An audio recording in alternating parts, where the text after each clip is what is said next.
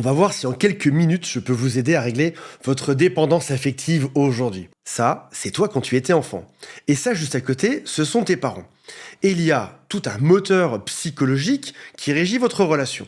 Et il y a des chances que si tu regardes cette vidéo aujourd'hui, ce moteur psychologique, ce soit celui de la dépendance affective. Comment est-ce qu'il se construit? D'où est-ce que ça vient? On verra ça après. Pour l'instant, tout ce qui est important de savoir, c'est que dans certaines situations, tu as eu l'impression que l'amour ou que l'affection était conditionnel. Le sentiment que dans certains cas de figure, tes parents n'étaient pas là pour toi quand tu en avais besoin. La théorie que je préfère dans ce domaine-là explique que quelque part, entre tes 4 ans et tes 8 ans, il y a eu une situation qui t'a fait du mal, qui t'a fait souffrir, et tu as tout fait pour arrêter de souffrir. Plutôt que d'aller plus loin, de laisser cette souffrance te traverser et de voir qu'après, il ne se passait rien de mal. J'ai peur que mes parents m'abandonnent, je réagis, j'ai tellement peur que je surréagis, mes parents reviennent. Mais j'ai jamais traversé ceci en me disant que ce n'était pas très grave, parce que même si j'ai peur, mes parents finiront par être là tôt ou tard. Que je m'inquiète ou pas, ils seront là. Donc pour l'instant, gardons cette boîte mystérieuse. Il se passe quelque chose avec les parents, la dépendance affective vient toujours d'un schéma d'enfance. Il y a une douleur qui me fait tellement mal que je veux agir pour ne pas perdre le lien. Quelques années plus tard, tu grandis et t'es enfin en couple. Tu es probablement en couple avec quelqu'un qui a exactement le même moteur de fonctionnement. Mes parents étaient un peu distants, ne créaient pas un bon lien émotionnel, je vais me trouver un ou une partenaire qui sera un peu distant et qui me fera peur aussi sur le lien. Le couple classique étant attachement anxieux avec une personne qui est dite évitante. Donc une personne qui va venir te titiller en permanence sur ce lien émotionnel. À ce moment-là, bravo, tu es adulte, tu as reproduit le même moteur que tu as avec tes parents, avec ton partenaire. Mais ce n'est pas tout, parce que tu commences à te créer un environnement entier de gens avec qui tu as exactement le même type de moteur. Comme par exemple tes amis. Certains de tes amis sont très sains, aucun souci, mais il y en a d'autres qui te titillent sur ce point, sur ce lien que tu as avec eux. Par exemple, c'est jamais eux qui écrivent, c'est toujours toi qui dois renvoyer des messages. Ou encore, ils se fâchent parfois. C'est encore une fois à toi de venir réparer la chose. Tes collègues, ton patron se comportent exactement de la même manière. Tu as choisi pas toutes les situations, mais il y a bien une situation sur 2 dans ta vie où tu retombes exactement dedans. Et si ce n'est pas les gens qui te mettent dedans, c'est ton caractère qui va induire ça chez eux.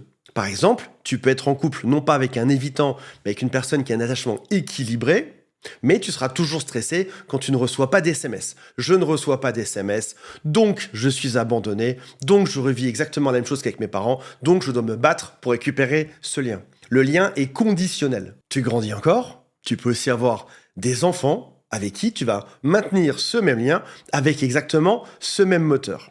Remarque bien une chose à ce moment-là de la présentation, c'est que ton environnement entier est régi par quasiment toujours le même moteur. Et on arrive à un point très important qu'on verra dans un instant. Il y a donc des schémas circulaires qui est par exemple le suivant. Tu as un problème de vie, tu as une dispute avec ton partenaire, tu vas tenter de négocier doucement, sachant que tu as énormément peur de perdre l'autre. Bien évidemment, tu vas finir par taire tes besoins, tu ne vas pas dire de quoi tu as besoin, tu n'oseras pas te fâcher parce que tu auras peur que l'autre parte et t'abandonne. À force de prendre sur toi, il y a l'effet cocotte minute. Au bout de 5-6 mauvaises interactions, tu finis par exploser, par exemple tous les mois ou tous les 2 mois. Une fois que tu as explosé, tu t'en veux. Pourquoi est-ce que j'ai fait ça? Maintenant que j'ai explosé, l'autre va finir par partir. Tu as l'impression d'avoir dégradé le lien, tu perds confiance en toi. Et puis, un prochain problème de vie arrive. Tu es dans cette spirale qui est infinie. Et parfois, quand on tait trop ses besoins, on peut aussi aller dans des excès, dans des abus, dans des consommations de substances, dans de la consommation d'alcool, dans beaucoup trop de travail. À force que ça te bouffe de l'intérieur, tu finis par être compulsif sur d'autres choses. Et ça peut durer une vie entière. Alors, comment est-ce qu'on s'en sort? Restez bien avec moi parce que c'est ma mission du jour. Avant d'aller plus loin, si vous le souhaitez, il y a un quiz en dessous pour mesurer votre niveau de dépendance affective. C'est juste sous cette vidéo. Considère bien que il y a un conditionnement qui est extrêmement ancien, un conditionnement qui est préhistorique, qui est vieux de plus de 200 000 ans. Si jamais tu es exclu d'un groupe, ça veut dire « je vais mourir mangé par un lion ». Et aujourd'hui, lorsque quelqu'un te désapprouve, quand quelqu'un ne répond pas à tes SMS, quand quelqu'un te montre moins d'intérêt, tu peux ressentir une douleur physique qui est réelle. Ce n'est pas que psychologique.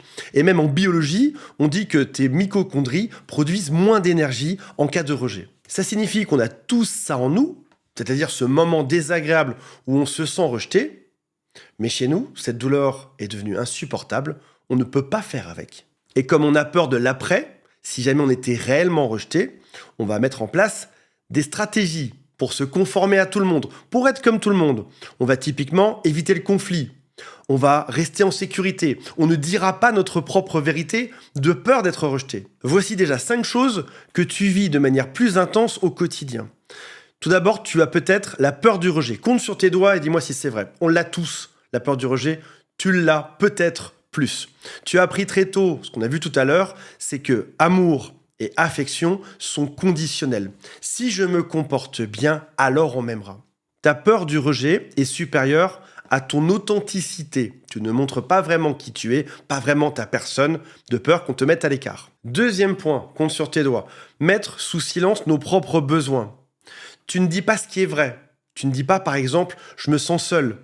Tu ne dis pas à l'autre, je ne me sens pas en sécurité avec toi. Tu vas le cacher, tu vas le garder en toi. Tu vas plutôt exploser sur une des conséquences, comme par exemple, tu ne m'as pas écrit par SMS depuis 2 heures. Tu ne m'as pas répondu depuis 3 heures. Tu vas prendre un fait et tu vas insister dessus plutôt que de donner la réelle version.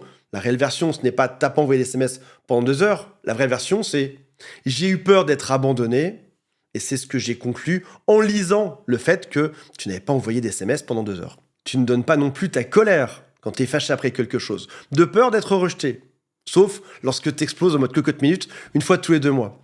Tu ne donnes pas non plus ta vulnérabilité réelle. Tu ne dis pas quand tu souffres parce que tu as peur d'être exclu si jamais tu montrais ton vrai visage. Troisième point, il y a 2 phrases qui sont probablement omniprésentes parce que l'autre devient ta référence externe.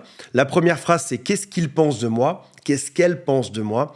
Et la deuxième, c'est comment est-ce que je suis perçu? Alors tu vas enfiler des robes, des costumes, des masques pour pas qu'on te voit exactement comme tu es. Tu vas cacher tes blessures, tu vas cacher quand tu souffres, tu vas cacher tes insécurités et tu vas cacher tes rébellions que tu vas garder en interne.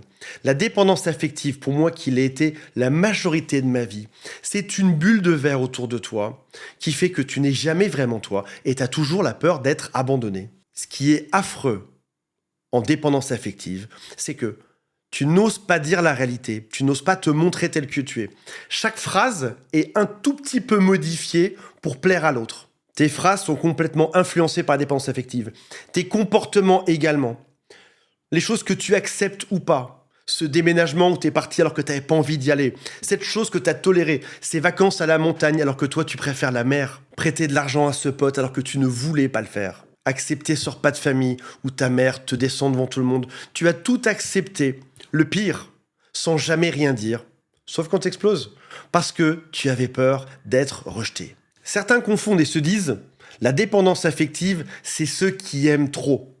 Et au passage, même pour le partenaire en couple peut se dire, waouh, cette femme m'adore. Quand je lui envoie pas un message pendant 2 heures, elle est folle de moi, elle m'envoie plein de messages sous stress. Ou cet homme a tout le temps besoin d'être près de moi, c'est parce qu'il est très amoureux. Ce n'est pas le cas. Ce n'est pas de l'amour, c'est de la dépendance affective. C'est le besoin d'être rassuré en permanence par le fait de ne pas être quitté, par le fait de ne pas être abandonné, que ce soit par toi, que ce soit par un lampadaire dans la rue. La dépendance affective, c'est une perte de contrôle de soi-même. Si jamais je ne reçois pas cet SMS à telle heure, alors je perds le contrôle. J'ai peur. Peur d'être abandonné. Si jamais l'autre fait un silence, alors j'ai peur. Si je ne suis pas invité à cet anniversaire, alors c'est que je suis rejeté. Alors c'est que j'ai pas été suffisamment bon. C'est que je n'ai pas mérité leur amour et que personne ne voudra de moi durant toute ma vie. Si jamais l'autre a un ton différent, quelqu'un de normal se dirait peut-être qu'il a juste mal au ventre ou peut-être que je m'en fous. Toi, tu vas te dire si il parle de manière différente aujourd'hui, c'est parce que je n'ai pas été suffisamment bon, qu'il m'en veut et qu'il va m'abandonner. Alors, je vais te parler du moment précis où tu vas reprendre le contrôle, parce que c'est ça qu'on vise aujourd'hui, plutôt que ce que je te pointe du doigt, ce qui est très mal poli au passage. Mais je ne suis pas dépendant affectif, je peux faire ce que je veux aujourd'hui. Pourquoi est-ce que c'est compliqué d'en sortir. Premièrement, parce que tu as créé un univers entier que je vais te remontrer ici, qui fonctionne de la même manière. Ton environnement, ton référentiel entier, tes amis marchent comme ça, ta femme, ton mari, tes enfants, tes parents, ton patron, tes collègues, tout ton univers fonctionne comme ça autour de ce même moteur. Comment est-ce que tu pourrais sortir facilement d'un fonctionnement, sachant que tu as pris chaque pion de l'échiquier sur ce principe même de la dépendance affective? Tes amis te veulent dans ce rôle. Ta famille te veut dans ce rôle. Ton mari, ta femme, t'as aussi choisi probablement pour ce rôle. Au moins une personne sur deux dans ton entourage t'a choisi parce que tu avais ce rôle. Admettons que tu sois celui qui relance tes amis. C'est toi, en général, qui relance. Sinon, eux, ils t'appellent jamais. Ce que tu te dis, c'est que si tu les appelles pas, ils ne t'appelleront jamais, vu que tu l'as toujours fait. Ils sont même habitués à ce que tu fasses ça. Ils sont habitués à ce que ce soit toi qui fasses le premier pas. Si jamais tu le fais pas, ça va confirmer ce que tu penses. Si je n'appelle pas les autres ne m'appelleront pas. Alors qu'en réalité, tu as juste créé un entourage autour de toi que tu as habitué à te comporter comme ça. Deuxième vérité un peu plus dure à entendre, c'est qu'en réalité, on est naze. On est complètement nul dans le fait d'imposer une décision. Pourquoi ? Parce que depuis qu'on a entre 3 et 8 ans, on n'a jamais essayé, on n'a jamais tenté de s'imposer. On n'a jamais tenté de dire ce qu'on souhaitait, ce qu'on ressentait, ce qu'on voulait. On ne sait pas mettre de nuances dans nos phrases, on ne sait pas le faire gentiment, on ne sait même pas combien de temps il faut entre deux phrases où on va le dire, et surtout, on ne sait pas ce qui se passe après, une fois qu'on aurait passé cette zone de douleur à avoir peur que l'autre nous quitte. Ça signifie donc que tu peux être chef d'entreprise, avoir 55 ans, pouvoir gérer 1000 personnes. Tu peux être une femme qui a une réussite dingue dans sa vie. Dans le domaine, par contre, de s'imposer, de dire ce que tu ressens, de mettre des limites, ou de ne plus avoir peur d'être abandonné, tu as quelque part entre 3 et 8 ans, tu n'as pas progressé parce que tu n'es pas bête, mais parce que tu ne t'es jamais entraîné à ça. Et à chaque fois que tu as voulu t'entraîner à dire les choses de manière un peu plus personnelle, qu'est-ce qui s'est passé ? Ton univers entier, créé par des gens qui te voient de cette manière-là, t'a remis à ta place. Toi, ma cocotte, tu vas revenir exactement comme tu étais avant. Ce sera toi, le copain ou la copine qui envoie toujours les SMS. Ce sera toi qui va toujours te sacrifier pour tout le monde. Ce sera toi qui va toujours tout accepter parce qu'on t'a connu comme ça, parce que ça a toujours été comme ça. Tu ne bougeras pas. Donc, tu es sans compétence dans un monde qui ne veut pas que tu l'aies. Et la troisième raison, pourquoi c'est compliqué de s'en sortir, parce qu'on n'a jamais appris à gérer cette douleur. Jamais. On n'a jamais essayé. C'est pour ça que dans la vidéo la semaine dernière, je disais que j'étais parti tout seul vivre dans un Airbnb pendant 1 mois pour me confronter à moi-même, pour vivre cette douleur. Si on a peur de ce qu'on ne connaît pas, dans ce cas-là, allons découvrir cette peur. Allons-y jusqu'au bout pour voir ce qui se passe après. Comme dans ces Walt Disney où il faut traverser la mort, aller vaincre Hadès, aller dans le monde atroce de l'enfer, puis en revenir. J'ai été là-bas, j'ai vu ce qui se passait, mais finalement, c'est pas un enfer, et c'est plutôt cool. On est plutôt tranquille tout seul. Donc même si je perdais tout le monde sur Terre, ça irait quand même. Avant qu'on voit les exercices que je vais vous demander de faire aujourd'hui, j'aimerais juste vous dire ce que ça m'a coûté. J'en ai perdu mon couple, forcément, quand tu es avec quelqu'un qui est évitant, et que tout d'un coup, tu n'es plus attachement anxieux, que tu arrives enfin à t'affirmer, l'autre, ça l'arrange pas. Hein. Quand tu commences à dire des vérités, l'autre part. Ça vient quand même changer sacrément la dynamique du couple. Tu étais silencieux, tu étais adaptatif, tu étais suradaptatif. Tout d'un coup, tu ne l'es plus. La dynamique de couple, elle tremble. Ça m'aura coûté aussi, pas tous mes amis, mais peut-être un ami sur 3, voire un ami sur 2. Ça vient changer aussi ton modèle parental. Tout d'un coup, repas de midi avec la famille, avec tes parents, grands-parents, oncles et tantes. Tout d'un coup, tu n'es pas celui qui accepte tout et qui rougit quand on dit une phrase. Tout d'un coup, tu es celui qui sait s'affirmer. Eh ben non, désolé, le gigodéno, j'aime pas ça. On va faire différemment aujourd'hui. Je n'ai plus peur que ma famille entière me rejette. Je m'affirme. Et si au début, c'est un peu rock'n'roll, ça finit par s'arranger et les gens finissent par t'apprécier. Parce qu'ils voient enfin ton vrai visage. Et quand je parle de modèle familial, ça peut être aussi tes enfants avec qui tu vas te comporter différemment. Ça signifie qu'il va falloir que tu fasses pas place rase. Il va falloir que tu fasses du vide. Il y a des choses, On va pas enlever les enfants, on va les garder. Il y a des choses qui vont disparaître là-dedans. Il y a des gens qui ne seront plus là. Mais en réalité, il y aura de la place pour que d'autres gens reviennent dans ta vie, pour que d'autres gens te rejoignent. Quand j'ai intégré une école, quand j'étais jeune, j'étais très timide avant, jusqu'au bac. Et je me suis dit, dans cette nouvelle école, personne ne saura que je suis timide. Je vais faire croire aux gens que je suis extraverti. Et ça a marché parce qu'ils n'avaient pas mon historique. Là, c'est pareil, on va faire entrer dans ta vie des gens qui ne savent pas que tu étais dépendant affectif avant, qui vont te voir sous un nouveau visage, avec un nouvel angle et qui vont t'accepter exactement comme tu es aujourd'hui, sans avoir l'antériorité. La dépendance affective, ce n'est pas un manque de volonté, faut pas t'en vouloir. Ce n'est pas non plus une faiblesse. C'est juste quelque chose que tu n'as jamais appris parce que tu as peur que cette douleur soit trop intense. Et cette dépendance affective, ce n'est pas ce qui te définit, ce n'est pas dans ton ADN, tu n'es pas né génétiquement dépendant affectif, c'est juste un mécanisme que tu as acquis quelque part entre 3-4 ans et 7-8 ans. Ton système nerveux attend une confirmation, une validation que tu comptes. La preuve que tu es important dans la vie des autres et que tu ne seras pas abandonné. Ce qui signifie que ton humeur n'est pas autonome, on dit que tu as une humeur qui est réactive. Si jamais je reçois un message de l'autre, je suis apaisé. Si jamais j'ai un silence, ça vient activer mon stress. La dépendance affective peut aussi te ruiner une vie. Tu as des gens qui te donneraient leur maison, leur coffre-fort, tout ce qu'ils ont pour ne pas être abandonnés. Venez piller mon coffre-fort parce que j'ai peur que vous m'abandonniez. Je pense que vous commencez à comprendre ce que c'est. Je vous donne quelques scènes typiques et les marqueurs principaux. Le téléphone, la relation numéro 1 du dépendant affectif. Vais-je recevoir ce message ? Il l'a vu, mais il est en ligne et du coup, il n'a pas répondu. Donc, ça signifie que je vais me faire rejeter par le monde entier, que je finirai seul, mangé par mes chats. Tu dis que tu t'en fiches ? Pas du tout. Ton corps réagit dans tous les sens. La conversation, tu vas ajuster tes mots. Tu vas éviter certains sujets parce que tu sais ce qui les fâche et ce qui les fâche pas. Tu pèses chaque mot, chaque phrase pour ne pas faire fuir l'autre. Tu t'auto-censures. Tu gères, t'encaisses, tu dis rien, tu prends tout sur toi. C'est bon, je peux gérer. De l'extérieur, les gens te trouvent calme, généreux, gentil. Peut-être même parfois, pas transparent, mais avec un petit manque de goût, en fait. C'est-à-dire qu'on va faire attention à tout le monde, sauf à toi. Toi, on sait que tu t'adaptes en permanence. Dépendant affectif, un expert pour tout justifier. Il s'est comporté mal avec moi, c'est parce qu'il est fatigué, c'est parce qu'il traverse une période où c'est parce que moi je suis trop sensible, je dois accepter. Et la cocotte minute est pas loin d'exploser dans notre cercle.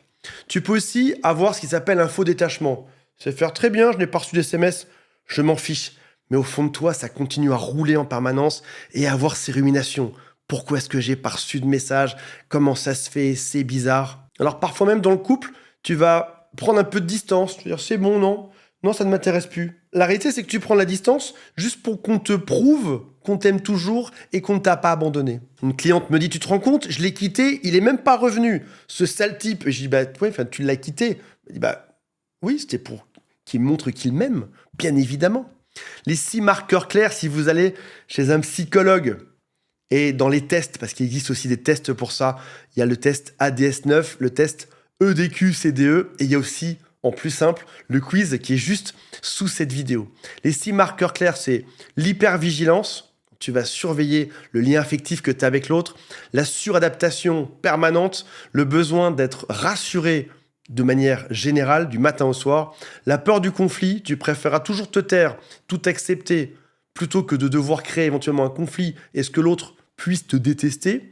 Compulsion relationnelle, c'est typiquement relancer les copains en permanence, vérifier, relancer encore une fois. Et la dissociation de soi-même, c'est que tu ne sais plus vraiment ce que tu veux ni qui tu es, tu sais surtout ce qu'il faut faire pour tenir les autres proches de toi. Le risque du dépendant affectif, c'est même pas spécialement la rupture amoureuse. Un dépendant affectif, il reste. C'est peut-être même ça le pire problème.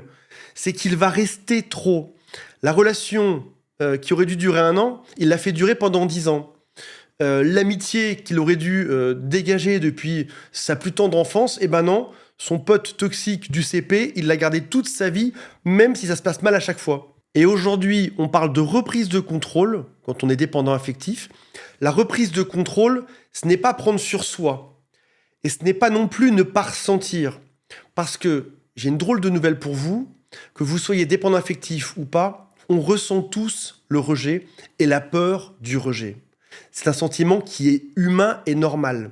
La seule différence, c'est qu'un humain qui est dit attachement équilibré va ressentir cette peur et ne rien faire, la laisser passer, et au bout d'une heure ou deux, c'est passé, c'est terminé, des fois même au bout de quelques secondes. Chez le dépendant affectif, la peur arrive, l'anxiété arrive et il agit. Je vous propose 4 exercices aujourd'hui et le premier s'intitule « Nommer la monnaie ». La première chose, c'est peut-être le plus dur et peut-être le moins utile au passage, mais ça va probablement vous parler. Qu'est-ce que j'essaye d'acheter quand tu ne dis pas quelque chose à quelqu'un, quand tu fais quelque chose contre ton gré, quand tu payes en argent, en temps, en fatigue? Demande-toi quelle est la chose que tu essayes d'acheter. Est-ce que c'est de l'apaisement? Est-ce que c'est fuir une dispute? Est-ce que c'est la confirmation que l'autre t'aime? Demande-toi toujours de manière factuelle, en me comportant comme ça aujourd'hui, qu'est-ce que je tente d'acheter? Exercice 2, que moi j'ai poussé à l'extrême en étant sur 31 jours. Je ne t'en demande pas autant. Dans un Airbnb, je te demande juste 48 heures. Essaye 48 heures sans aucune stratégie. T'envoies pas de message pour savoir si l'autre t'aime. Tu ne fais pas un silence punitif pour savoir si l'autre va revenir. Tu ne fais pas un retrait calculé. Tu n'interprètes pas. Tu notes juste dans ta tête ton niveau de manque et le déclencheur. Tiens, c'est intéressant. Quand je ne reçois pas d'SMS de cette personne, voilà ce qui se passe en moi. Et tu laisses passer 48 heures. Tu observes.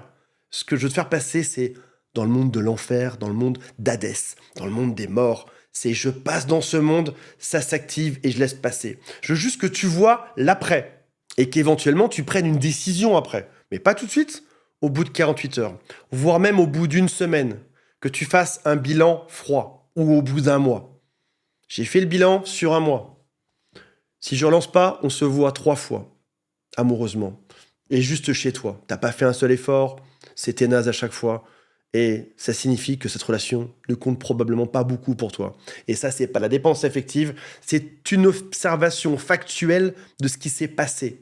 Je ne suis pas dans l'émotion, je suis pas dans la peur, je suis en train d'observer factuellement. Et peut-être que je suis en train de prendre la bonne décision de quitter certaines personnes.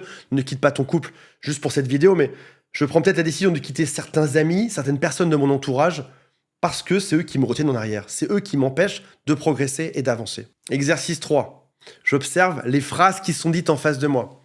Est-ce que cette personne est en train de m'endormir en me disant certaines choses, en me promettant certaines choses, ou est-ce qu'il y a quelque chose de factuel là-dedans?